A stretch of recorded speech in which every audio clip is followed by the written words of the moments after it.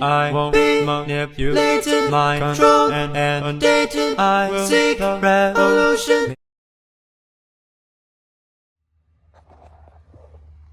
All right, I am fasting for a couple days, and this pine sap that contains in it has been absolutely necessary for me to have productive fasts that really get my overgrowth. Pine sap is the strongest anti-parasitic thing that our ancestors took that hasn't been fully vilified and demonized by the medical establishment and deemed to be dangerous, like straight turpentine. So pine sap contains a terpene called turpentine that when you distill pine sap and get that liquid out, it's useful for all kinds of stuff. The modern medical establishment doesn't like things that are natural, that are effective, or that are dangerous, and they claim that that turpentine taken internally is dangerous. Even though our ancestors, you can look this up, 100 years ago, everyone was taking turpentine internally every once in a while in order to knock down their parasite loads. But what I found to be a nice happy medium remedy is just chewing on pine sap, which our ancestors did also. They called it pine sap gum, in which case I don't think that I'm in any danger for sharing that our ancestors chewed on pine sap. That would get this video taken down, and everyone's videos for parasite control have been taken down over the last 5 or 10 years off of YouTube, and but I haven't seen anyone promoting our ancestral practice of chewing pine sap.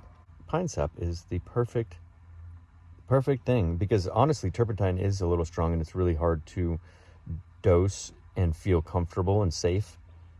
I don't know if that's partly due to the fear that the establishment has put in us that it's so poisonous, but it does kill off your parasites quicker and stronger than the sap, because this is just contains maybe 1 drop of turpentine in it, whereas if you're going to take turpentine, people are usually recommending several milliliters. Milliliters is a very fine dosing scale, so it's very scary to be taking turpentine internally, not only because of the fear based information around it online, but also because when you take it, it kills off so many more parasites so much faster that they, as a byproduct of dying off, they release toxins. Those parasites do, and those toxins can, when released all at once from ingesting turpentine, can produce a toxin overload for your liver that makes it very difficult and uncomfortable time, in which case I find that pine sap provides that antimicrobial need, but it's not too strong to where I feel unsafe at any time, and I don't feel like the toxin release from the microbes, which is scientifically called Herxheimer effect. Pine resin gum is perfect.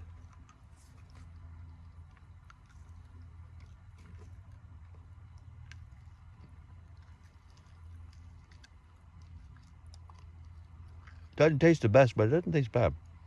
Strong mint flavor. It's as soon as this turpentine oil hits my stomach,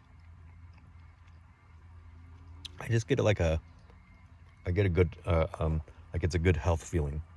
Tastes bad like medicine, but when it hits my stomach, it feels good. And I can only assume that that's because it's killing off the H. pylori, which are they wreak havoc on your stomach because they burrow into the lining of your stomach, cause ulcers and all kinds of stuff. And I don't think I have a bad H. pylori problem at all right now. I don't have any symptoms, but it's definitely prevalent in everyone nowadays. H. pylori. It's exists in everyone's stomach, whether it's out of proportion in its growth compared to everything else, all the other microbes in your stomach, then is dependent on how much you're feeding it. It feeds off of sugar, as does most negatively affecting microbes and parasites. Their favorite food is carbohydrates. Yeah.